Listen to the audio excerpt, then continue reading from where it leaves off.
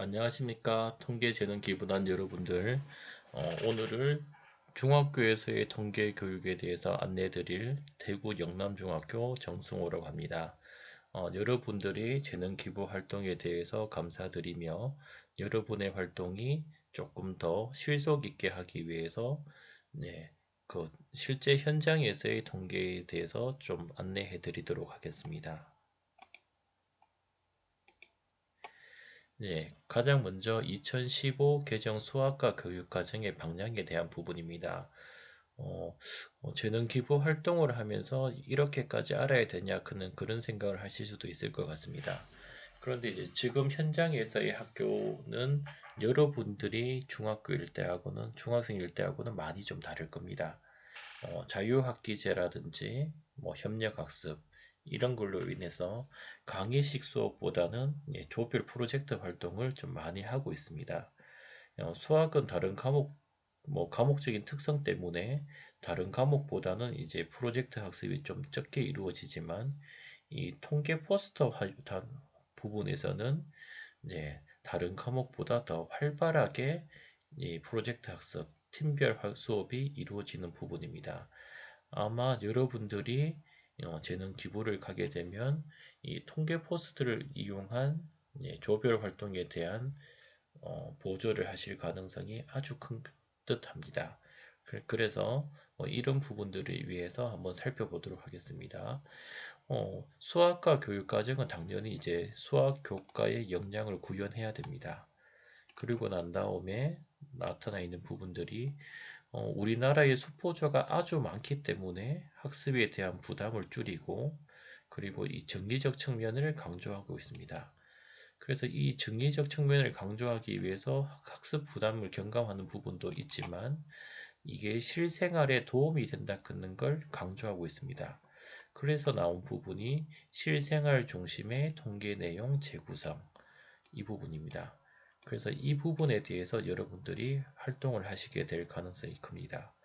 그리고 수학은 숫자에 대한 계산이라 그는 이 부분이 너무나 강조되어 있기 때문에 요즘은 이 공학적 도구를 활용하는 분위기가 있습니다.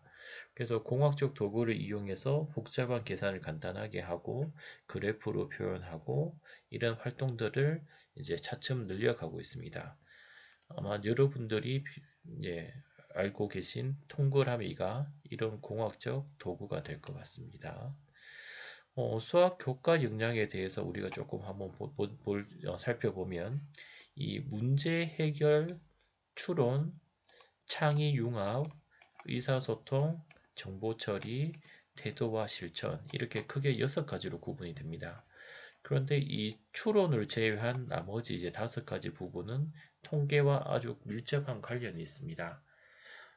통계를 이용해서 실생활에 대한 문제를 해결하려는 과정에서 의사소통을 하게 되고 정보 처리를 하게 됩니다. 그리고 이런 문제들이 단순한 수학이 아니라 사회적인 문제하고도 연결될 수 있기 때문에 이 창의 융합과 연결이 되고 그리고 이를 통해서 수학에 대한 긍정적인 마인드를 가질 수 있도록 태도와 실천하고도 연결됩니다.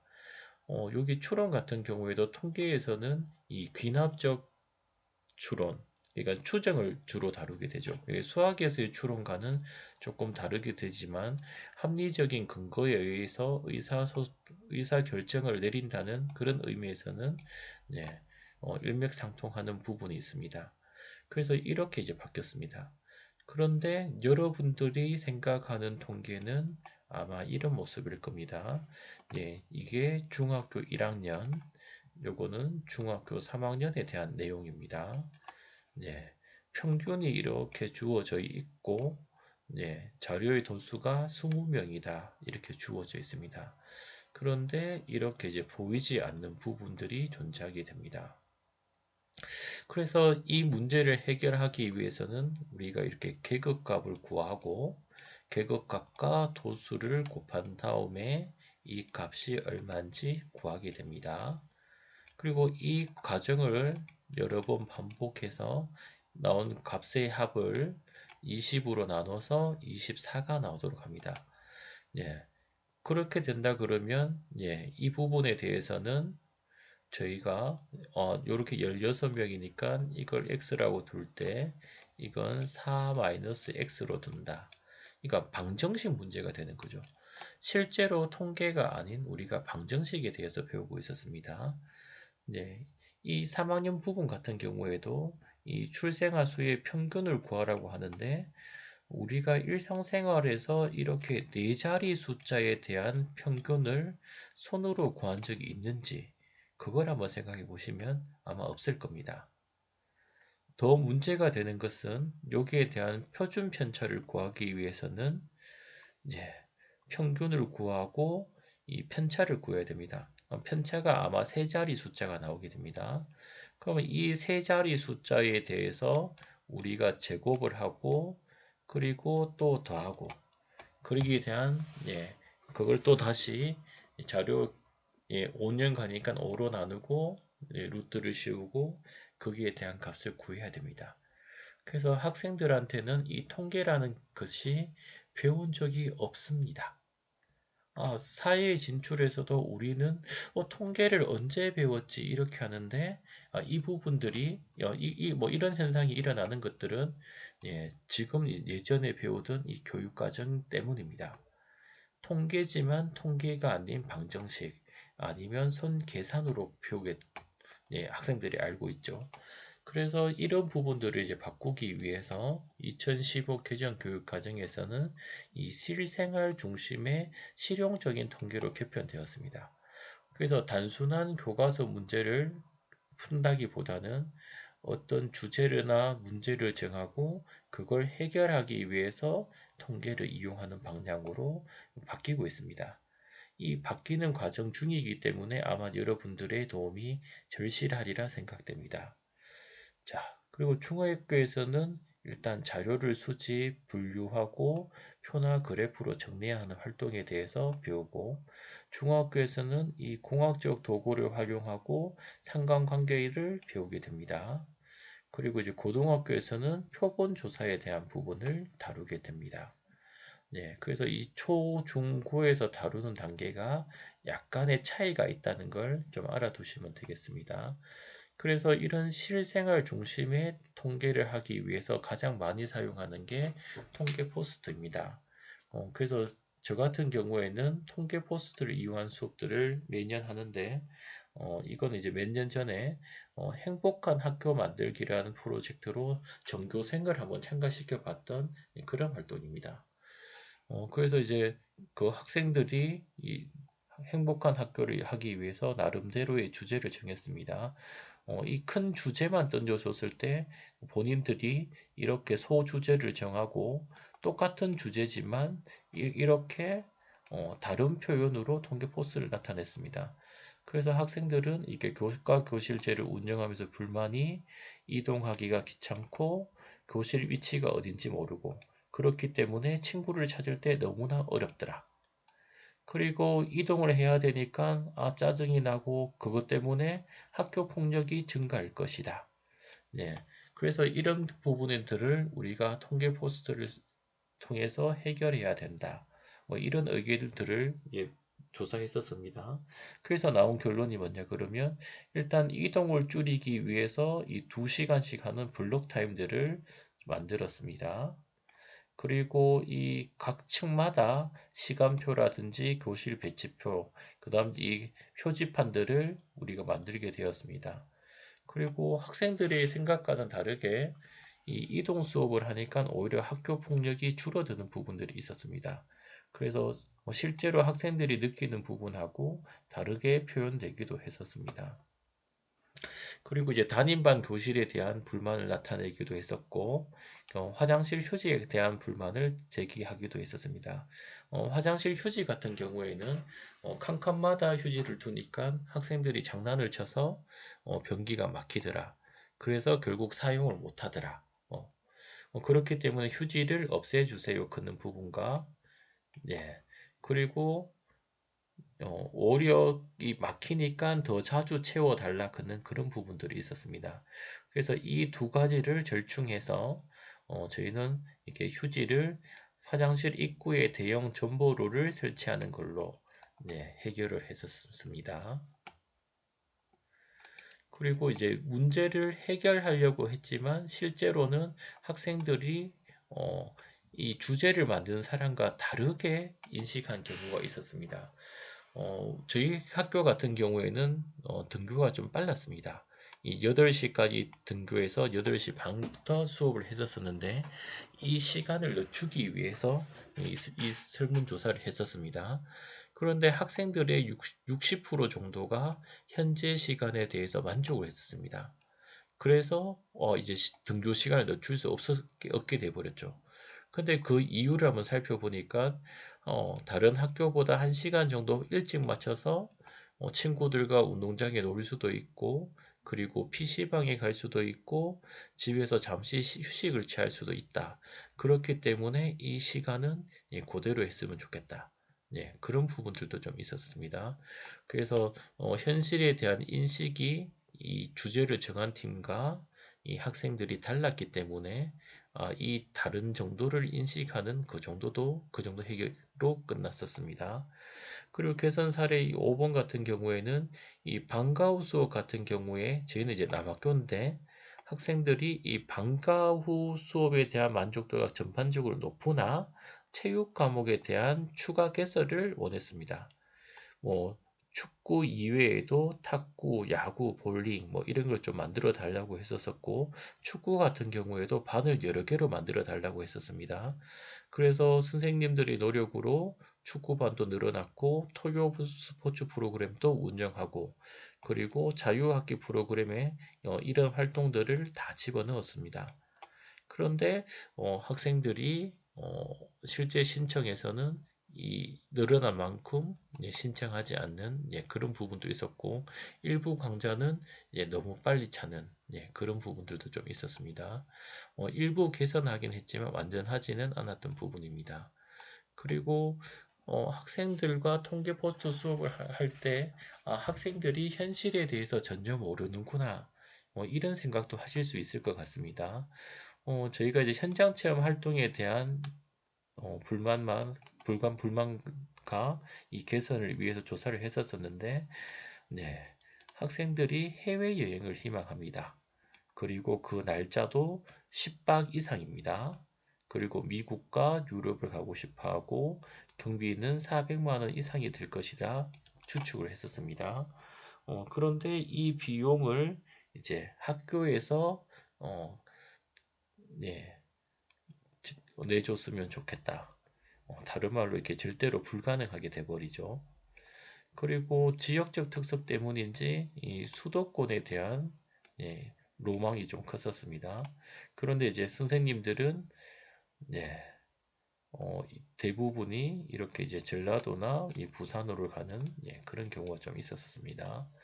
그리고 학생들은 어, 이학 나가는데 우리가 공부를 해야 된다.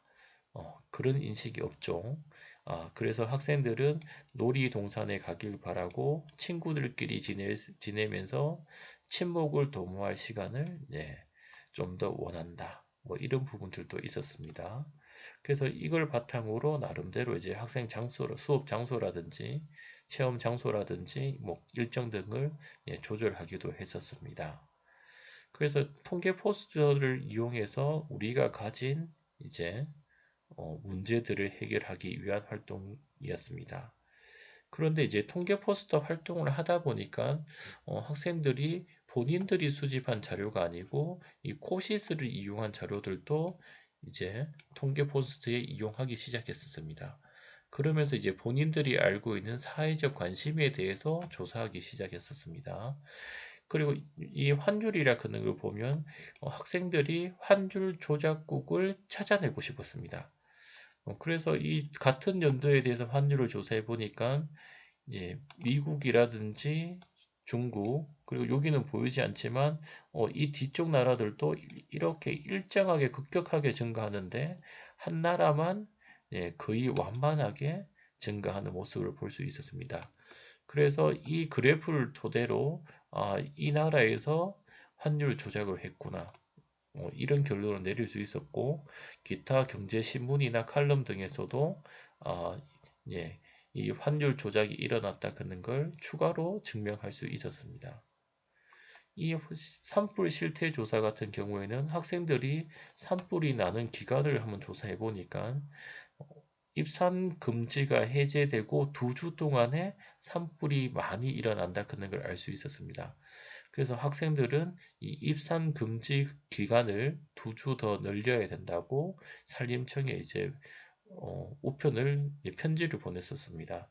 이 사회적인 문제에 대해서 해결하기 위해서 학생들이 통계 자료를 이용해서 분석하고 그걸 거기에 대한 해결 방법을 나름대로 찾아서 시도해본 그런 사례였습니다. 그래서 이런 활동들이 이루어지게 되니까 여러분들도 나가셔서 어떤 우리가 어떤 일을 그러니까 어떤 활동을 하게 될 것이다. 이런 걸 이제 계략적으로 좀 살펴보시면 될 것 같습니다. 그런데 이제 우리가 알다시피 이런 활동들을 하게 된다면 가장 좋은 그러니까 활동을 하게 된다면 지금처럼 다양한 결과물이라든지 뭐 예쁜 나름대로 예쁜 결과물들이 나오게 됩니다. 그런데 이런 결과물들이 나오게 됐는데 내용적인 측면에서는 이 강의식보다 부족한 부분들이 있습니다. 그래서 이런 부분들을 틀리지 않도록 저희가 재능봉사, 재능기부를 하면서 짚어줘야 될 부분입니다. 네, 그러기 위해서 중학교 통계 단원 구성을 한번 살펴보겠습니다. 네, 중학교 통계 단원 구성을 보시면 이 2019에서 다루던 내용은 거의 그대로 2015 개정교육과에서 배우면서 공학독적 도구를 하게 됩니다. 그리고 상관관계에 대해서 새로 더 배우게 됩니다. 네, 그래서 이런 부분들에 대해서는 이제 수업 방법에 대한 변화가 있지만 이 다루는 내용을 한번 살펴보시면 줄기와 잇그림이나 도수 분포표, 히스토그램, 네, 상대 도수의 분포, 중앙값, 최빈값, 평균, 분산값, 표준 편차 네, 이런 부분들입니다. 이 내용들을 한번 잘 살펴보시면 이 양적 자료에 대한 분석입니다. 우리가 초등학교 같은 경우에는 주로 질적인 자료, 그러니까 성별이라든지 계절, 혈액형, 색깔 같은 걸 다루게 되고 이에 따라서 초등학교에서 배우는 내용들은 온그래프, 띠그래프, 네, 이런 부분들을 배우게 됩니다. 막대 그래프 이런 걸 배우게 됩니다. 근데 중학교에서는 양적 자료로 바뀌었기 때문에 이 질적 자료에서 사용되던 원그래프, 막대 그래프, 띠그래프 이거보다는 자료의 특성에 맞는 이 도수 분포표라든지 히스토그램 이런 쪽을 사용해야 됩니다. 그런데 학생뿐만 아니라 이 중고등학교 있는 선생님들도 중학교에서 다루는 자료와 초등학교에서 다루는 자료가 다르다는 사실을 모르는 경우가 대부분입니다.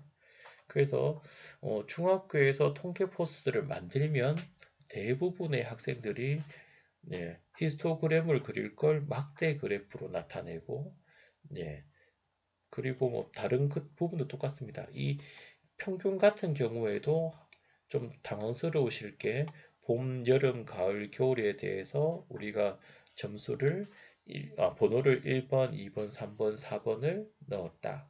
그랬을 때 그러니까 여름과 겨울을 좋아하는 사람이 많이 나타났다 그러면 2와 4의 평균이 비슷하다. 그러면 그러니까 선택한 사람 수가 비슷했을 때 3이라 긋는 이런 전혀 엉뚱한 해석을 하기도 합니다. 그래서 그런 부분에 대한 그 잘못된 부분을 그러니까 짚어주기 위해서는 중학교에서는 이 양적인 걸 배우구나.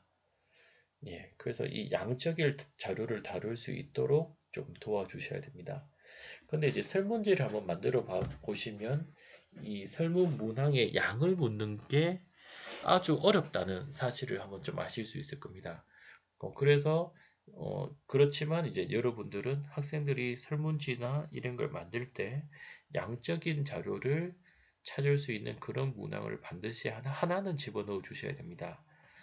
그런데 이제 이렇게 말하면 대부분의 선생님들은 이 나이를 추가시킵니다. 그런데 대부분 수업하실 때 보면 같은 학년으로 된 조라든지 한 반을 대상으로 수업을 하시게 될 건데, 그렇게 돼버리면 나이가 모두 똑같습니다.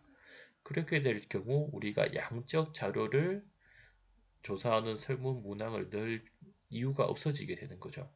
그래서 설문 내용을 잘 한번 읽어보고 학생들이 양으로 대답할 수 있는 문항을 하나 정도는 반드시 예, 넣어주시면 좋을 것 같습니다. 그래서 이렇게 이제 중학교에서는 양적, 중고등 똑같습니다. 이 양을 배우게 된다는 걸 한번 꼭 알아주시기 바랍니다. 그리고 2학년에서 보면 경우의 수와 확률에 대해서 배웁니다. 그래서 1학년과 3학년에 배우는 내용과는 많이 다릅니다. 그래서 실제로 재능기부 활동을 하면서 2학년에 대한 부분을 다루지는 않으실 겁니다. 근데 만약 2학년에 대한 내용을 재능기부하게 된다면 동그라미를 활용하시면 됩니다. 동그라미에 보면 자료 분석에서 파일, 랜덤 자료 생성, 아니면 그래프의 시뮬레이션 기능을 사용하면 동전 던지기나 윷놀이, 아니면 성적 자료 만들기, 이런 활동을 할 수가 있습니다. 그러면서 거기에 대한 확률들을 우리가 구할 수 있게 됩니다. 이 활동은 고등학교를 대상으로 하는 추정과 검정에서도 똑같이 사용하시면 됩니다. 그래서 만약에 이 경우의 수와 확률에 대해서 만약에 이제 수업을 하게 된다면 동그라미 기능을 이용하시면 좋을 것 같습니다. 그러면 이제 전체적인 내용을 한번 살펴봤고, 여러분들이 학생의 활동에서 한번 짚어주거나 아니면 학생들이 자주 묻는 질문을 몇 개 한번 보았습니다. 네, 중학교 1학년 과정입니다. 지금 이제 자두의 무게들, 그림 1과 그림 2의 줄기와 잇그림으로 나타내었습니다. 저희 이제 이렇게 보면 자료의 분포를 조금 더 잘 나타내는 게 그림 2번이라는 걸 아실 수 있을 것입니다. 네. 그래서 만약에 그림 2번이 조금 더 잘 나타낸다면 이걸 사용하면 되겠죠. 그런데 이제 줄기와 입금을 한번 봐주시면 중학교 교과서에는 대부분 이렇게 1의 자리를 입으로 하고 10의 자리를 줄기로 하고 있습니다. 아니면 이 줄기를 10의 자리와 100의 자리 두 개를 사용하기도 합니다. 그래서 이런 부분들이 대학에서 배우는 부분과 좀 달라질 수 있다. 네, 그 부분을 좀 확인해 주시면 될 것 같습니다. 그리고 대학에서 만약에 구식 같은 경우에 우리가 이 줄기를 두 개로 나눠서 0에서 4까지를 나타내고 여기에서 5에서 9까지 나타낼 경우도 있을 거고, 아니면 이 구간을 세 개로 나눌 수도 있습니다. 그런데 중고등학교에서는 이렇게 주어졌을 때 하나의 줄기로만 나타내고, 따라서 나오는 입도 한 라인으로만 나타난다는 거, 이 점을 좀 알아두셨으면 싶습니다. 그리고 도수 분표표에서의 계급입니다. 학생들이 제일 많이 하는 질문 중에 하나가 왜 여기 이상이고 여기 미만이어야 되는가? 이게 초과 이하가 되면 되지 않냐? 이 부분입니다. 이 부분은 이제 한국인들의 독특한 이제 숫자 개념 때문입니다. 우리는 이제 태어나자마자 한 살이 되는 거죠. 그래서 어떻게 보면 태어나자마자 잘못하면 며칠 만에 두 살이 되는 경우도 있습니다. 이런 부분들이 이제 우리나라 사람들만 가지는 아주 독특한 숫자 개념입니다. 요 앞에 줄기와 잇그림을 한번 보면 이 줄기가 9일 때 뒤에 나올 수 있는 숫자가 0, 3, 6 이렇게 되고 아무리 커봤자 여기서 9가 되겠습니다.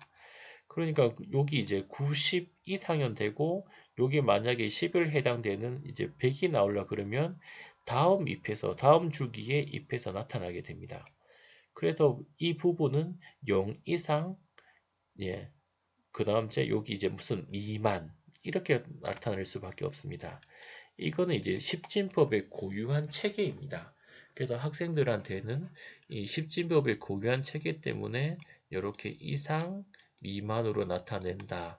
이렇게 이제 설명해 주시면 될 것 같습니다. 그리고 상례도수의 사용입니다. 아마 나가서 크기가 다른 두 집단을 비교했는 걸 봤을 때 대부분이 도수를 이용한 걸 나타냅니다. 물론 이제 교과서에서 상례도수는 크기가 다른 두 집단을 비교할 때 사용한다고 가르칩니다. 근데 이 부분에 대해서 이제 올해 이제 학생들이 이제 인식을 잘 못하기 때문에 분명 없이 조사를 하면 남자, 여자의 수가 다를 건데도 불구하고 이 상대 도수를 사용하지 않고 도수로 나타내는 학생들이 대부분일 것입니다. 이럴 경우에 상대 도수를 사용할 수 있도록 지도해 주시면 됩니다. 그리고 이제 이 부분은 실제 우리가 자료 분석하는 경우하고 학생들이 배우는 순서가 좀 다르다 그런 걸 한번 설명을 드리도록 하겠습니다. 저희가 보통 이 자료 분석을 할 때는 이 자료를 수집하고 이걸 히스토그램을 나타내게 됩니다. 그런데 이 모습이 내가 원하는 모습이 아니라 그러면 계급의 크기를 변경해서 새로 히스토그램을 만들고 그래서 이 내가 원하는 히스토그램이 나올 때까지 이 바꿔서 계급의 크기를 변경하는 활동을 계속 하게 됩니다. 그래서 내가 원하는 형태의 히스토그램이 나오면 그때서야 도수 분포표로 정리를 하게 됩니다. 그런데 교과서에서는 이 자료가 주어지고 그리고 난 다음에 이 계급이 딱 정확하게 정해진 도수 분포표를 줍니다. 그러면 이제 우리가 자료를 카운팅해서 도수 분포의 숫자를 쓰고 히스토그램을 그리고 끝내게 됩니다. 그래서 자료의 특성에 알맞는 형태로 바꿔야 된다 그런 생각을 학생들이 전혀 못하게 됩니다. 그래서 자료의 개수가 특정 구간에 너무 많이 모여 있다 그러면 계급의 크기를 변경해 줘야 됩니다. 그래서 계급의 크기는 학생들은 10, 100, 뭐 이런 단위로 바꿀 수 있다고 생각하는데 뭐 계급의 크기가 5라든지 20 이런 식으로 원하는 크기로 바꿀 수 있다. 예. 그게 어떻게 보면 공학 도구를 활용하는 이유 중에 하나입니다. 그래서 이런 부분들에 대해서 여러분들이 뭐 짚어줄 필요가 있을 것 같습니다. 네, 중학교 3학년 과정입니다. 중학교 3학년에서 이제 대표값을 선택하는 것들이 나옵니다. 그래서 이렇게 지금처럼 주어진 상황에서 평균, 중앙값, 최빈값 중에서 어떤 것을 사용하는 게 가장 좋을까? 이렇게 됩니다. 근데 이제 저희는 이미 평균, 중앙값, 최빈값은 같이 있을 때 가장 의미가 있다 하는 걸 이제 알 수가 있죠. 그리고 이제 또 문제가 되는 게 뭐냐 하면 교과서 표현에 평균이나 중앙값, 최빈값 중에 가장 적절한 걸 이제 한 개만 쓰도록 설명이 되어 있는 경우가 많습니다. 만약에 성적 같은 경우에 이 평균을 쓰기도 하고 일부 특이한 값들이 좀 있다 그러면 중앙값을 사용할 수 있습니다. 제일 좋은 거는 이 두 개를 같이 나타내는 게 되겠죠. 그래서 이런 부분에 대해서 학생들이 평균이다, 중앙값이다, 뭐 이런 논쟁을 하게 될 겁니다. 그럴 때 같이 나타내는 게 오히려 더 좋을 수 있다. 이런 표현들을 해주시면 학생들한테 큰 도움이 될 것입니다. 그리고 이제 분산과 표준 편차입니다. 아마 이 자료를 가지고 직접 손으로 구하라 그러면 여러분들도 아마 다 포기를 할 겁니다. 그래서 이렇게 이제 계산기나 공학 도구를 사용하도록 되어 있습니다. 이 공학 도구를 사용할 때 저희가 동그라미를 사용하는 경우가 학교에서는 많은데 이 기술 통계량을 구했을 때 이 분산과 표준 편차에 보면 분모에 n이라고 표현되어 있습니다. 이거는 이제 모집단에 대한 그게 되겠죠.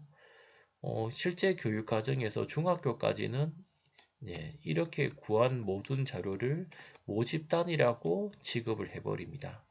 이것은 이제 표본에 대한 개념을 배우지 않기 때문입니다. 앞에서 보셨을 때 이 고등학교에서 처음으로 이 표본에 대한 개념을 배우게 됩니다. 그래서 그 전까지는 다루는 모든 자료가 모집단이라고 이제 생각해 주시면 될 것 같습니다. 그래서 이 분모에 n이라고 기본 세팅이 되어 있는 부분입니다. 그래서 고등학교로 넘어갈 때 기술 통계량의 n 대신에 n-1을 선택하면 표본에 대한 분산과 표준 편차가 나타나게 됩니다. 네, 그리고 이제 마지막으로 살펴볼 부분입니다. 이 새로 추가된 상관관계의 해석입니다. 상관관계는 하나의 대상에 대해서 두 가지 별량이 어떤 관계가 있는지 살펴볼 때 상관관계를 찾아보게 됩니다. 네. 그런데 학생들이 다룬 자료를 보면 하나의 대상이 아닌 다른 각각의 대상에 대한 다른 자료를 이렇게 이제 상관관계로 나타내기도 합니다. 그래서 이런 부분들은 하나의 대상에 대해서 만약에 어떤 사람에 대해서 키하고 몸무게를 동시에 측정을 했다. 그럴 경우에 상관관계를 구할 수 있는 거지. 철수의 키와 영희의 몸무게는 상관관계를 구하는 게 아니다. 이런 걸 이제 조금 설명해 주실 필요도 있을 것 같습니다.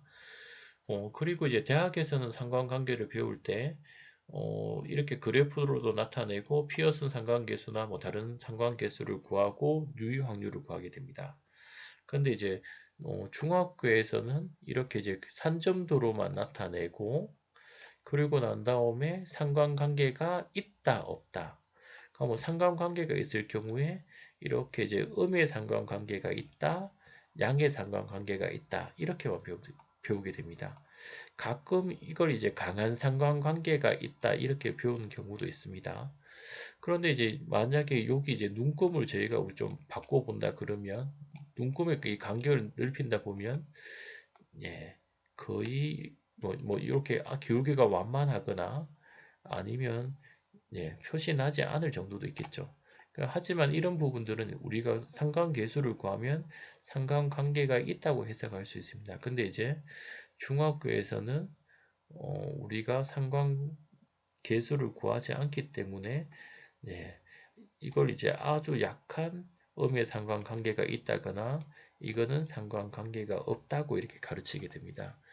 이 부분이 실제 통계와는 조금 다른 부분이지만 이 학생들이 이제 교육 과정에서 가지는 한계라고 좀 생각하고 그냥 받아주시면 될 것 같습니다.